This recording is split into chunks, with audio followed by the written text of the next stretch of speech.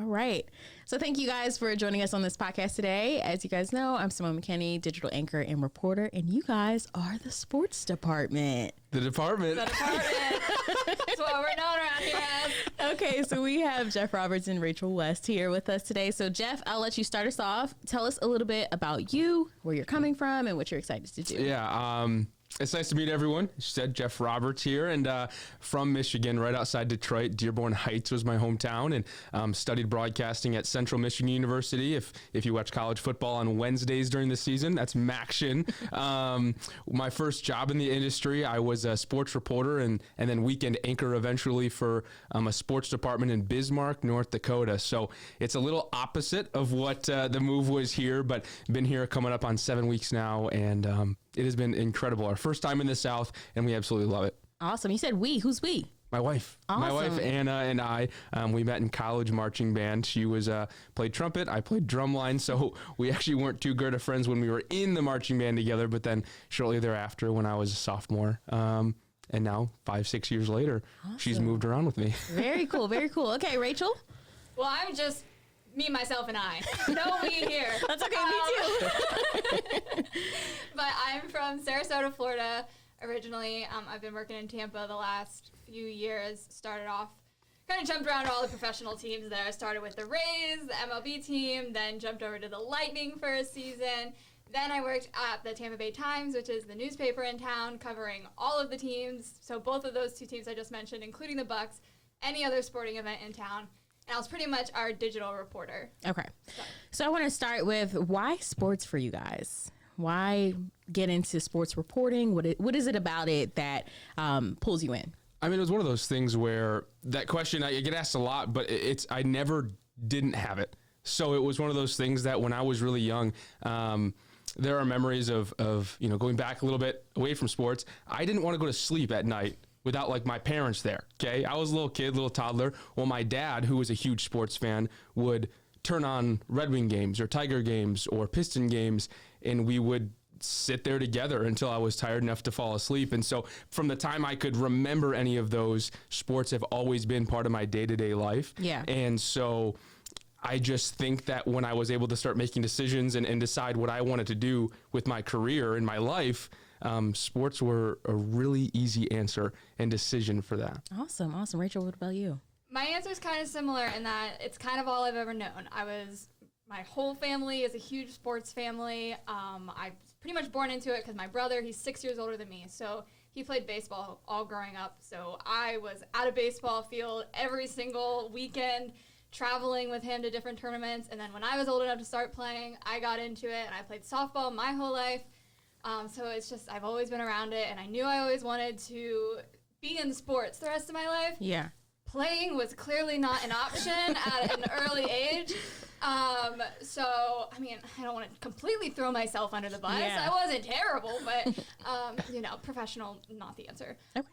But yeah, so this is the pretty good alternative.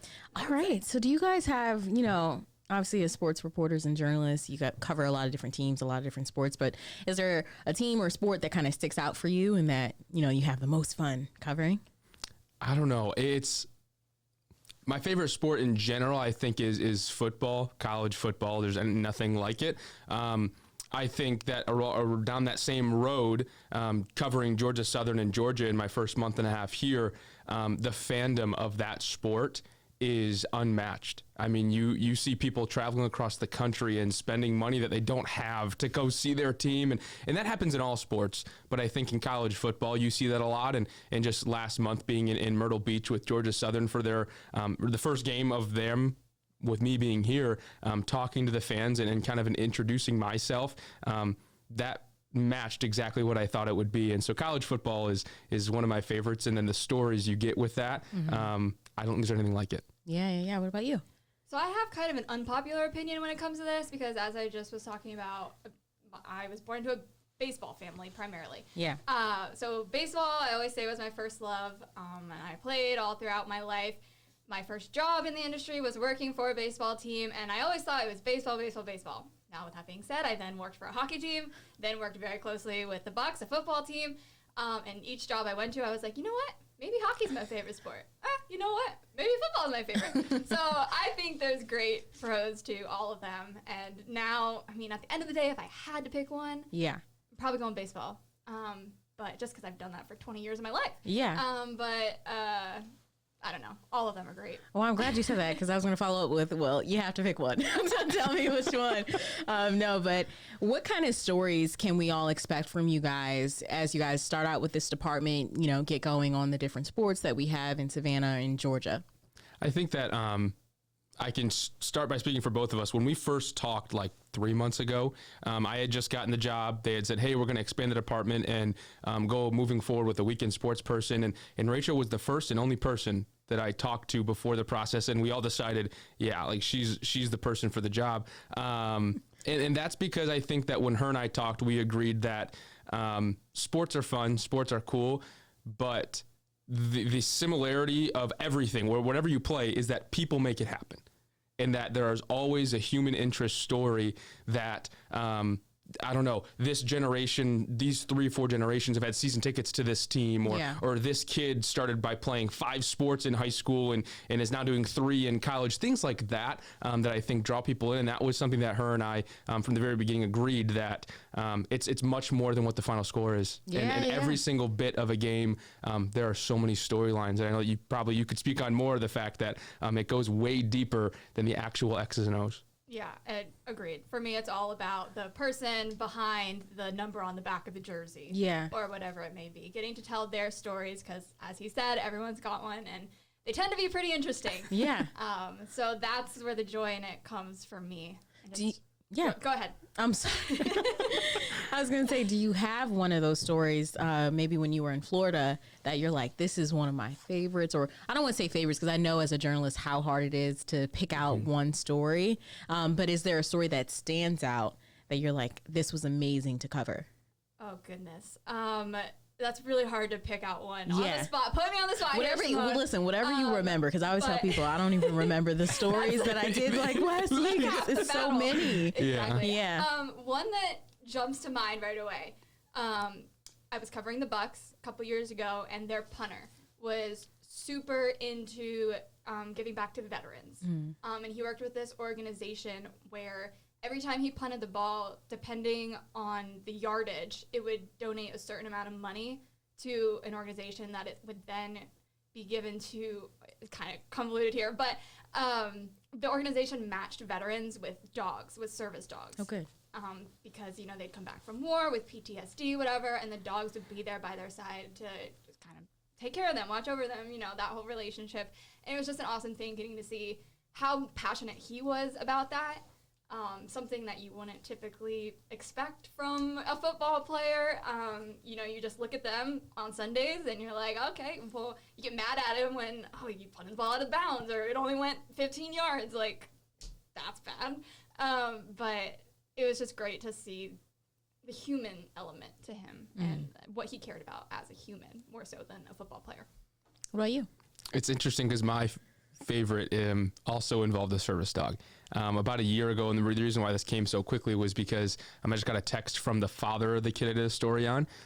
Back in North Dakota, there was a kid named Aiden Johnson from Century Patriots Hockey, and I was going to their practice in, I think, like late November just to do a season preview. They had been good the season before. They were supposed to be great that season. And walking onto the ice, I saw there was a Labrador Retriever laying on the bench area, just on a blanket, and the sweetest little guy. And so I started asking around. Turns out that Aiden was diagnosed with diabetes at like 12 years old. And so the first couple years were really rough. I guess him and the family hadn't adjusted well to being alerted to when monitors were going off and whatnot. And so before his freshman year of high school, they got a service dog for him. They raised some money and were able to get him. And so the dog's name was Anakin, like Star Wars. And so Aiden and Anakin Johnson were told a lot of great stories in North Dakota, but one that stuck out because it became so much more than just Aiden and Anakin. The Johnson family, as someone who was 1,000 miles away from home, they kind of welcomed me in. I know I had dinner at their house one time. It was really, really nice just to get involved with that family and then to see now Aiden, who is a junior in high school now, and really grow with Anakin. And I see family pictures all the time on Facebook and whatnot. But that was definitely a special one that I just got reminded of because the dad texted me on the anniversary of when I told it a year ago. Oh, that's awesome. So I know as a journalist, when you move around a lot, you figure out that those stories are everywhere. So I'm really excited for you guys to find really good stories here in Georgia as well. So this is a question I probably should have asked at the beginning, but explain your roles and kind of where people can expect to see you guys and how the workflow works for you both. Yeah, so I'm going to be anchoring Monday through Friday for the sports department. She anchors Saturday and Sunday, and it's one of those things that we really want to beef up what WTO Sports has to offer. And so sometimes you'll be seeing me in studio on weekend and she's at a game, or vice versa, or during the weeks I might be out at a game and she's anchoring. So I think we're just going to try and work at it as a team and be able to bring sports the best way possible to the Coastal Empire and Low Country. Yeah. She said it all. I got nothing to add. That was great. Okay, good. Jeff, is there anything that you want to tell people, tell the fans? You spoke about the Georgia fandom and how it's so strong, and just for all Georgia sports teams, the fans are strong. You know, they are committed. So any message to the fans that you want to give? Yeah, I think the biggest thing is Rachel and I are new. We are, she's from a little bit further south. I'm from the Midwest. We're kind of outliers in the community a little bit, but we so quickly have realized we care so much about what we can bring to this community and what stories we can tell for the people, that whether it's just a score on Right On Tuesday night or it's a big story that you've been sitting on for a while and want someone to tell it for you, please don't hesitate to reach out to either of us. We are so eager to get out there and feel like we're making a difference in the sports community in the state, and especially down here in Southeast Georgia and up into South Carolina. I think it's really important for people to know that they can trust us and that we're really, really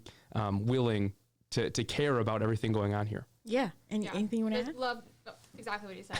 And making those connections with the community and with the viewers, and getting to share their stories. And also, the Georgia fans, please don't hold it against me. I did go to the University of Florida, but we're not going to talk about it. So why do we have to bring that one up?